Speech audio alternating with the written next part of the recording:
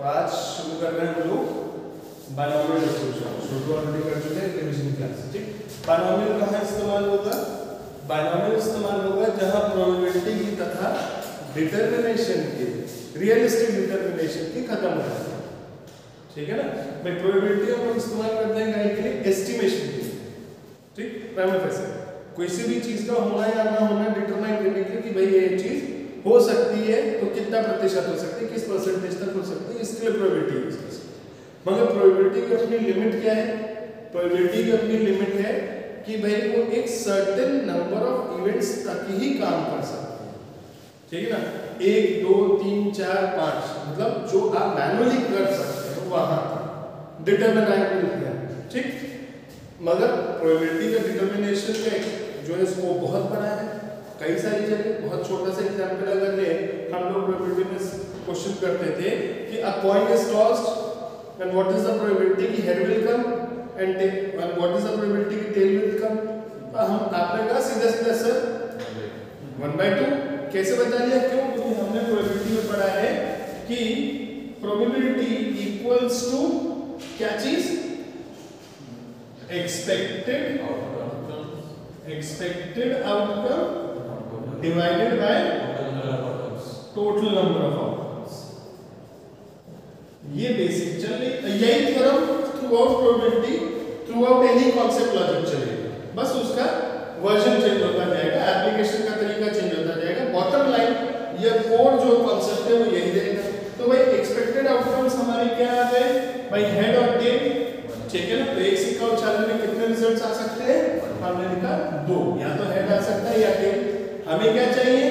Head चाहिए, तो हमने लिखा हेड। एक ही तरीके आ सकते हैं 1/2, हेंस प्रोबेबिलिटी इज हाफ और 50%। ठीक है, यही काम चाहे हम पासा फेंके, चाहे एक जोड़े में से गेंद निकाले, या हम एक सर्टेन लॉट में से एररनेस प्रोडक्ट को निकालने की बात करें, प्रोबेबिलिटी का डिटरमिनेशन ऐसे ही है। तो लिमिटेशन कहाँ है? तो लिमिटेशन क्या है? लिमिटेशन क्या है कि ये प्रोसेस हम लोग एक सर्टेन लेवल तक या एक्सटेंट तक ही कर सकते हैं। 1 2 3 2 सिक्के, 3 सिक्के, 4 सिक्के, 5 सिक्के में उछालने की बात हो तो आप कर सकते हैं। मगर जहां बात आ जाए कि 100 सिक्के हैं, तो 100 सिक्के का कॉम्बिनेशन लिखना आसान है कि मुश्किल? बहुत मुश्किल है। क्यों? क्योंकि अगर मैं बोलूं 3 सिक्कों में 3 हेड है, तो उसका एक जरा आउटकम निकालना तो आप लिख लेंगे भाई हेड हेड हेड, एक तरीका है। ठीक, फिर हेड हेड टेल, फिर हेड टेल टेल। इसी तरीके से हम पूरा एक अपना स्ट्रक्चर तैयार कर सकते हैं। नंबर ऑफ आउटकम्स आप विद चेंज ऑफ पोजीशन और विदाउट चेंज ऑफ पोजीशन हम लिख सकते हैं। करेक्ट है ना? मगर जब हमारे पास 100 सिक्के हो जाए तो हम इस तरीके से 100 सिक्कों का अगर लिखने बैठे हैं, बहुत लंबी कहानी रहेगी। यहाँ पे जरूरत पड़ती है हमें किसी टूल्स की। तो शुरू होता है थ्योरेटिकल डिस्ट्रीब्यूशंस। ठीक है ना, एंड एस्टिमेट्स। मतलब इसके दो एप्लीकेशंस हैं। एक हमारा थ्योरेटिकल डिस्ट्रीब्यूशन का एप्लीकेशन है डेटा को कंस्ट्रक्ट करने के लिए। प्रीवियस डेटा के बेसिस पे हम आगे का डेटा कंस्ट्रक्ट कर रहे हैं। जैसा कि हम लोगों ने रिग्रेशन में पढ़ा था कि अगर x इतना है तो y निकाल लो, अगर y इतना है तो x निकाल लो, है ना? x और y है, y और x के इक्वेशंस पढ़े थे। उसी का एक एक्सटेंडेड वर्जन हमने प्रोबेबिलिटी में निकाला, एस्टिमेशन। ठीक है ना, वहां हमने एस्टिमेट निकाला कि अगर x 5 है तो x और y के इक्वेशन से y कितना आएगा? आपने कहा y 3 आएगा। ठीक है, फिर हमने उसको प्रोबेबिलिटी से टेस्ट किया कि 3 आने की पॉसिबिलिटी कितनी है। ठीक है, आपने कहा प्रोबेबिलिटी है 90%। इसका मतलब जो हमने डिटरमिनेशन या फोरकास्टिंग की थी उसकी हमने एक्यूरेसी प्रोबेबिलिटी में चेक कर ली। ठीक है, मगर रिग्रेशन में कमी क्या थी? रिग्रेशन में कमी ये थी कि हमें हर एक वेरिएबल की एक वैल्यू बार-बार कैलकुलेट करने के लिए x और y की इक्वेशन डिटरमाइन करनी पड़ेगी, या उसमें नया x हर बार डालना पड़ेगा, उस इक्वेशन को उतनी बार चलाना पड़ेगा। करेक्ट? इस बात पे सब अग्री है, साथ है? तो अब क्या करेंगे? तो हमने प्रोबेबिलिटी में थ्योरेटिकल डिस्ट्रीब्यूशन, बायनॉमियल डिस्ट्रीब्यूशन क्या है? Theoretical distribution of probability. ठीक है ना, ये इस चैप्टर का नाम है जिसमें बायनॉमियल, बाइसेक्टर, नॉर्मल ये 3 चीजें आती हैं। ठीक है, ये भी है प्रोबेबिलिस्टिक डिस्ट्रीब्यूशन का डिटरमिनेशन ही है। प्रोबेबिलिस्टिक डिटर्मिनेशन ही है, मगर ये दूसरे फॉर्मेट से। यहाँ पे डिटर्मिनेशन, अब इसमें डिस्ट्रीब्यूशन वर्ड का है, इसके साथ अब जब थोड़ा सा एडवांस स्टैटिस्टिक्स में चलेंगे तो बात आ जाएगी हमारी एस्टिमेशन की भी और ड्राफ्टिंग की, ठीक, कि हमने काम नहीं किया है मगर हम क्या कर रहे हैं, हम प्रोबेबिलिटी के बेसिस पे एक नया डिस्ट्रीब्यूशन टेबल इस्तेमाल तैयार कर रहे हैं, ठीक है ना, कि अगर इतना है तो इस बेसिस पे डिस्ट्रीब्यूशन टेबल कितना होगा। जैसा वहां पर हम लोगों ने बीन मीडियन मोड में हमें टेबल्स मिलते थे, individual series, discrete series, continuous series, वहां पे हमने काम किया था तब टेबल बनाया था। प्रोबेबिलिटी यहां से आपको इक्विप करती है बिना काम किए एस्टिमेशन के बेसिस पे आप टेबल कंस्ट्रक्ट कर रहे हैं। इसका नेक्स्ट चैप्टर जो हमारा है वो है हाइपोथेसिस।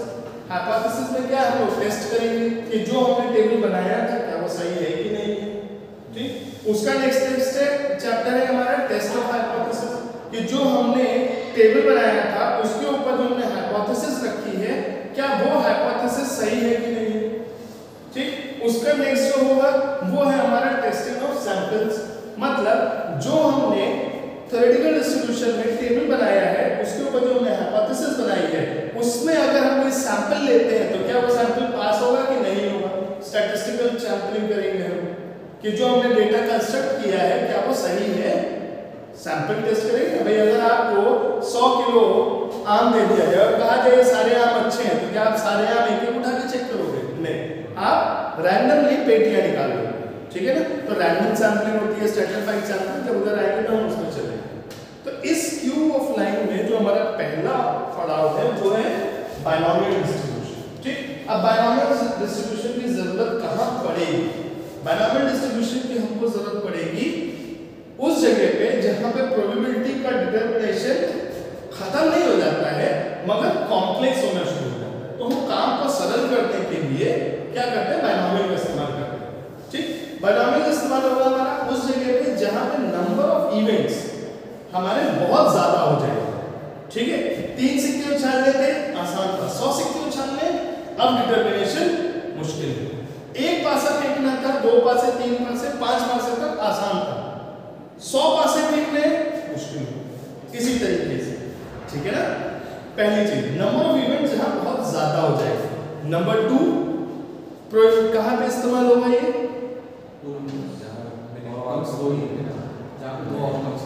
जी, बायनॉमियल का जो दूसरा क्या है कि नंबर 1 जहां पे नंबर ऑफ इवेंट्स बहुत ज्यादा हो जाए प्रोबेबिलिटी के, ठीक है, जहां मैनुअल डिटरमिनेशन या कैलकुलेटेड डिटरमिनेशन टू लार्ज हो जाए। नंबर 2 इसमें क्या हो जाएगा, मगर ये रिस्ट्रिक्शन है, ये फीचर नहीं है। रिस्ट्रिक्शन क्या है कि बायनॉमियल उसी जगह लगेगा जहां पे जिस इवेंट के आउटकम्स 2 ही हों, ठीक है ना। क्या लिखा है, useful in case the number of trials are too large, number 1, number 2 every event is independent, अच्छा यानी नीचे लिखा है has only 2 outcomes, ठीक है ना। हर इवेंट के 2 ही आउटकम है, ठीक है। अगर तीसरा आउटकम वाला केस या सिनेरियो किसी भी सॉल्यूशन में बनता है तो उसको हम लोग बायनॉमियल से सॉल्व नहीं करते हैं, ठीक है ना। अब जैसे कि हमने एग्जाम दिया, टेस्ट दिया, ठीक, हम पास होंगे या फेल होंगे, एक सिनेरियो ये हो गया। एक होता है प्रमोशन ऑन ट्रायल, ठीक है ना, कि जैसा तुम्हारा अगले साल छोटे बच्चों में भी चलता है, हमारे टाइम पे चलता था कि तुमको प्रमोशन पे भेज रहे हैं, अगर तुम हाफ ईयरली में फेल हो गए तो पिछली क्लास में वापस भेज दिया जाएगा। तो ये तीसरा सिनेरियो हो गया कि एक पास है, एक फेल है, एक है प्रमोशन ऑन ट्रायल। ऐसी जगहों पे बायनॉमियल नहीं लगेगा। बायनॉमियल कहां लगेगा, जहां पे किसी भी इवेंट के 2 ही रिजल्ट्स हैं, या तो पास या फेल, या तो अगली क्लास में गए या नहीं गए, ठीक है ना। भेज रहे हैं वापस बुला लेंगे, ऐसा कोई सिनेरियो है तो नहीं, ठीक है ना। सिक्का या तो हेड आएगा या टेल आएगा, ठीक है ना, खड़ा हो जाएगा। ऐसे सिनेरियो में अगर आपके पास ऐसा सिक्का है तो खड़ा हो जाता है, ना हेड आया ना टेल आया, तो उस केस में बायनॉमियल सॉल्व नहीं कर पाएगा, ठीक है ना। तो इस चीज का ध्यान रखना है कि हमारे पास ऐसा इवेंट हो जिसके डेफिनेट आउटकम्स हो और 2 ही डेफिनेट आउटकम्स, जैसे हम लोग ट्रू फॉल्स करते थे। एक और एग्जांपल अगर ले सकते हैं, ठीक है ना, कि या तो आंसर ट्रू है या फॉल्स है, करेक्ट है या रॉन्ग है। थर्ड आंसर मे बी या ऑल ऑफ दीज ऐसा वाला शेड होगा तो बाइनोमियल सॉल्व नहीं करेगा। ठीक, फिर आता है देखिए events are mutually exclusive and exhaustive. ठीक, एक्सक्लूसिव से हमारा मतलब क्या है कि एक इवेंट दूसरे के ऊपर कोई असर नहीं डालेगा। ठीक है, एक इवेंट, और एग्जॉस्टिव से हमारा मतलब है कि एक इवेंट खुद में अपने आप में पूर्ण रूप से कंप्लीट है, उसको किसी दूसरे की मदद की जरूरत या किसी दूसरे इंग्रेडिएंट की जरूरत नहीं है। मतलब जो रिजल्ट आएगा वो अपने आप में कंप्लीट है, संपूर्ण है, पूर्ण है। ठीक, सिक्का उछाला, सिक्का नीचे जमीन पे गिरा, जो फेस अप है that is the complete result, whether it is head or whether it is tail, the result is complete in its own self। इतनी चीज है जो चीजें हमको ध्यान में रखनी है बाइनोमियल अप्लाई करने से पहले। बाइनोमियल अगर आपको क्वेश्चन दे देगा a coin is tossed 200 times, what is the probability of getting 25 heads? ठीक है ना? ठीक, तो अब क्या है यहाँ पे देखिए एकदम क्लियर केस है। क्या a coin is tossed, तो coin toss में दो ही पॉसिबल आउटकम है, तो हमारी बात आ गई ये वाली there are only two outcomes। ठीक है ना, दो ही आउटकम। फिर ट्रायल्स आर इंडिपेंडेंट, हर कॉइन टॉस जो है, एक कॉइन को हमने 200 बार उछाला या 200 कॉइन को एक बार उछाला, हर कॉइन दूसरे कॉइन के रिजल्ट से इंडिपेंडेंट है, एक रिजल्ट दूसरे रिजल्ट को इफेक्ट नहीं करता है, तो ऐसे केस में बाइनोमियल लगेगा। तीसरा, number of trials are large, भाई 200 सिक्के हैं तो 200 बार उछालना और उनका रिकॉर्ड रखना एक लंबा प्रोसेस है, और उसकी प्रोबेबिलिटी और mutually exclusive and exhaustive already understood, एक रिजल्ट दूसरे को डिपेंड नहीं करेगा, और एक कॉइन टॉस का जो भी रिजल्ट है that is complete in its own self. अब इसको हम लोग जो वेन डायग्राम बनाते हैं उसके हिसाब से ऐसे समझ सकते हैं। ठीक है, कि पे P A union B that is head और टेल, दो ही रिजल्ट हो सकते हैं, मगर हेड की प्रोबेबिलिटी और टेल की प्रोबेबिलिटी अलग अलग होती है, दोनों की कोई मिक्सिंग नहीं होती है, मगर हेड और टेल की प्रोबेबिलिटी मिलके हमारी हेड टेल की या उस इवेंट की कंप्लीट प्रोबेबिलिटी बनाती है ना। अगर जैसे इस एग्जांपल में हमने देखा था कि हमें हेड चाहिए, हमको हेड चाहिए कॉइन टॉस में, तो हेड हाफ है तो टेल भी हाफ है ना, तो head plus tail that is 1/2 plus 1/2 equals to 1, probability of getting head and probability of getting tail. ठीक, तो ये है हमारा बेसिक फंडामेंटल बाइनोमियल का कि कहां अप्लाई होगा, कैसे अप्लाई होगा। इसके लिए एक सिंपल सा फार्मूला दिया हुआ है हमको, ये वाला एक चीज अच्छा रहेगा डिनोशन। ठीक है, कि इस इवेंट में क्या होगा, success that is probability that a event is going to occur, event is going to occur, वो डिनोट की जाएगी P से, और इवेंट विल नॉट अकर वो डिनोट की जाएगी Q से। ठीक है ना, हैपनिंग ऑफ इवेंट P से डिनोट होगी और not happening of event Q से डिनोट होगी। अब फार्मूले पे आ जाए, तो फार्मूला कहता है probability is equals to NCR combination. ठीक है ना, प्रोबेबिलिटी में भी हमने कॉम्बिनेशन यूज किया था, probability to the power occurrence of event to the power r and non occurrence of the event to the power n minus r। अब यहाँ पे क्या है, n is number of events, कि 200 coins are to be tossed। ठीक है ना, 200, तो नंबर ऑफ इवेंट्स कितने हो गए 200। ठीक, फिर r is number of success, हमको इसमें 75 हेड चाहिए। ठीक है, तो हमारा फेवरेबल क्या हो गया 75।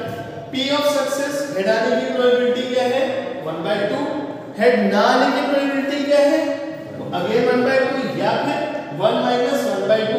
P can also be written as, sorry, Q can also be written as 1 minus P।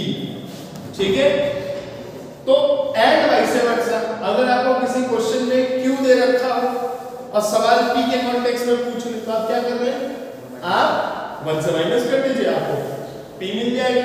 आपको P दे रखा है, Q निकालना हो 1 से माइनस कर लीजिए, Q मिल जाएगा। ठीक, तो ये क्वेश्चन जो हमारे पास है अभी, इसी को अगर देख ले तो हमें वैल्यूज मिल गई।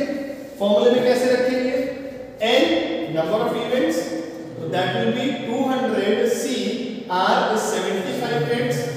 ठीक, देन 1/2 टू द पावर 75 फॉर्मूला, ठीक, and then 1/2 to the power 200 minus 75, ठीक। इसको अगर हम रिराइट कर ले थोड़ी जगह बनाते क्या बनाएंगे,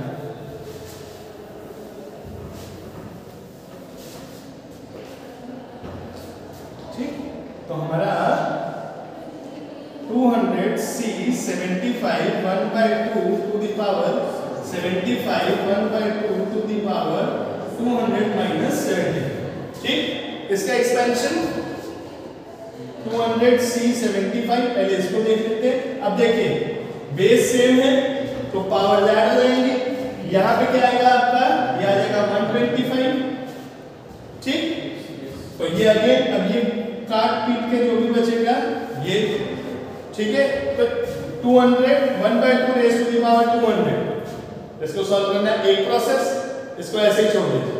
इसको सॉल्व कर लीजिए 20c 75 को। अब इसको सॉल्व करने का तरीका क्या है, इसका एक्सपेंशन क्या होगा, अब ये n है, इसका एक्सपेंशन ये दिया हुआ है, NCR का एक्सपेंशन आपका यहाँ पे दिया हुआ है, NCR का एक्सपेंशन होता है, थोड़ी और जगह की जरूरत,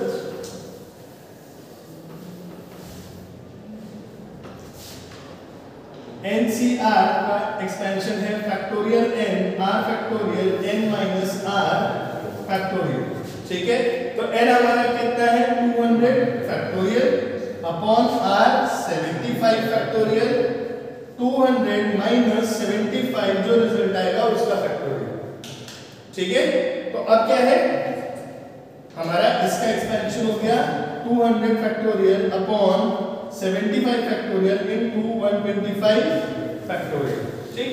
ध्यान देने वाली चीज क्या होगी कि ये अब फैक्टोरियल का एक्सपेंशन जिसको नहीं आता है उनको बता दे, 200 फैक्टोरियल बताऊंगा तो बहुत लंबा हो जाएगा, मान लीजिए 5 फैक्टोरियल लिखा हुआ है, ठीक है ना। मैं इसी को दूसरे क्वेश्चन में रख के या इसका एक्सपेंशन दूसरे तरीके से दूसरे उसको बता देता हूं ताकि फैक्टोरियल सॉल्व करना आ जाए। Let us say we have a scenario of 10c3, हमको ये एक्सपेंड करना है, ठीक है। तो क्या हो जाएगा हमारा n 10 factorial upon 3 factorial into 10 minus 3 factorial, इसका एक्सपेंशन होगा 10 फैक्टोरियल अपॉन 3 फैक्टोरियल 7 फैक्टोरियल, ठीक है, इनटू 7 फैक्टोरियल। अब इसको हमको सॉल्व करना है तो फैक्टोरियल कैसे सॉल्व होता है, फैक्टोरियल सॉल्व होता है 10 into 9 into 8 into 7 up to 1 तक, ठीक है। काटना है तो कैसे होगा, अब देखिए यहाँ 7 फैक्टोरियल है तो 10 into 9 8 लिख दिया, 9 into 8 into 7 फैक्टोरियल, ठीक, divided by 3 into 2 into 7 factorial, यहाँ पे मल्टीप्लिकेशन में अब ये 7 फैक्टोरियल कट जाएगा, ठीक है। ये गलती क्या करें कि 10 फैक्टोरियल दिया हुआ है, 3 फैक्टोरियल है, 7 फैक्टोरियल है, तो इसको काटा 3 फैक्टोरियल बचा, नहीं ये नहीं होता है, ठीक है ना। ये कतई ना करें, नहीं तो सब कट करते थे ऊपर नीचे बराबर ही आंसर 1, ये गलती एग्जाम में ना करें, ठीक है। हाँ ये कर सकते हैं कि अगर आपको 10 फैक्टोरियल और नीचे 7 फैक्टोरियल है, इसको काटना है तो आप उसमें 10 9 8 लिखने हैं, उसके बाद साफ कर दो तो चलेगा, मगर ऊपर 3 फैक्टोरियल छोड़ेगा तो नंबर मिलने की उम्मीद ना रखें, ठीक। तो आप इसको सॉल्व कर लें तो 3 3 9 2 5 10 और ये हो जाएगा 120 हमारा आंसर, ठीक। तो ये है हमारा बाइनोमियल का इंट्रोडक्टरी पोर्शन, ठीक है। चलिए सेकेंड पार्ट में हम लोग इसके प्रॉपर्टीज देखते हैं। चलो सेकेंड पार्ट देख लो, प्रॉपर्टीज ऑफ बाइनोमियल, ठीक। अब बाइनोमियल की आगे की प्रॉपर्टीज क्या है, क्योंकि हमने जैसा कहा कि थ्योरेटिकल डिस्ट्रीब्यूशन कहां से कनेक्ट कर रहा है, पीछे से mean median mode central tendency से, ठीक। तो ऑब्वियस सी बात है कि वो चीजें आगे भी कनेक्ट कहीं ना कहीं होंगी। तो ये कनेक्टिंग लिंक है हमारा कि बाइनोमियल में मीन डिनोट होता है m से। आगे के क्वेश्चन में पॉइजन में आपको क्या मिलेगा, x भी मिल सकता है या फिर कहीं पे x बार भी बोल सकता है या एवरेज भी बोल सकता है। ये तीनों में से कोई भी एक डिनोशन यूज कर सकता है। ठीक है, ये चार मतलब हम क्या लेंगे, मीन क्या होता है n इंटू पी। n क्या था, नंबर ऑफ एक्सपेरिमेंट्स। ठीक है ना, ठीक, n हमको पता है, p हमको पता है, पॉसिबल आउटकम्स। वेरिएंस क्या होता है हमको मालूम है, deflection variance equals to npq। ठीक, next standard deviation. Standard deviation is under root of npq। कैसे आया, ये आया, हमें पता है डेरिवेशन कि स्टैंडर्ड डिविएशन का स्क्वायर जो होता है वो वेरिएंस के बराबर होता है। तो स्टैंडर्ड डिविएशन वेरिएंस का रूट। ठीक है ना, तो इस फॉर्मूले को यहां ले आए तो इससे ये आ गया क्योंकि हमको ये मालूम है। ठीक है, अगर इसका डेरिवेशन इसको हमें लिखना हो तो हमें पता है standard deviation square equals to variance, variance equals to npq। therefore standard deviation equals to npq का रूट, अगर समझना है पूर्ण रूप से। ठीक, इसके बाद अगला पार्ट क्या है हमारा, मोड डिटरमिनेशन। ठीक, मोड में क्या है n+1 इंटू p। ठीक, अब मोड हमारे जो होते हैं, ये जो वैल्यू आएगी या तो इंटीजर आएगी या नॉन इंटीजर। सरलता के लिए इंटीजर वैल्यू कौन सी, जो non decimal value, complete holistic value. ठीक, नॉन इंटीजर वैल्यू जो डेसिमल पॉइंट्स में वैल्यू है। ठीक है, अब नॉन डेसिमल वैल्यू जो होंगी वो बाइमोडाल होती है। ठीक है, बाइमोडाल n+1 plus n+1 into q और n+1 इंटू p माइनस 1। ठीक, एक ये है। दूसरा तरीका, अगर हमारी नॉन इंटीजर वैल्यू है तो क्या होगा, जो डेसिमल वैल्यू में जो वैल्यू आई है, ठीक है, इंटीजर वैल्यूज के साथ सिंपल है। क्यों, क्योंकि ये यूनिमोडल है, सिंगल मोड होगा इसका। ठीक है, इंटीजर वैल्यूज में क्या होता है, बाइमोडल होते हैं, दो मोड होंगे, प्लस और माइनस दोनों। अब देखिए -1 कर दिया ना तो जो पॉजिटिव वैल्यू है वो एग्जैक्टली नेगेटिव में पहुंच जाएगी, करेक्ट। तो ये प्लस और माइनस बाइमोडल मतलब दो मोड वैल्यूज होंगी। और अगर इंटीजर में वैल्यू आ रही है तो आपके लिए आंसर सरल हो जाएगा। क्यों, क्योंकि अब जैसे 13 पॉइंट या 3.125 है तो क्या कहता है, ग्रेटेस्ट इंटीजर इन n+1 इंटू p। ठीक है ना, विल डिनोट, तो इसमें ग्रेटेस्ट वैल्यू क्या है 3, डेसिमल वैल्यू डिनोट कर दीजिए। क्लियर है, तो यहां पे हमारा बाइनोमियल का इंट्रोडक्टरी पोर्शन और कांसेप्चुअल पोर्शन कंप्लीट। ठीक है, इसके बाद हमें क्वेश्चन की प्रैक्टिस करनी है, उसका सेट हम अलग बना लेंगे। ठीक है, तो ये इतना ही और ये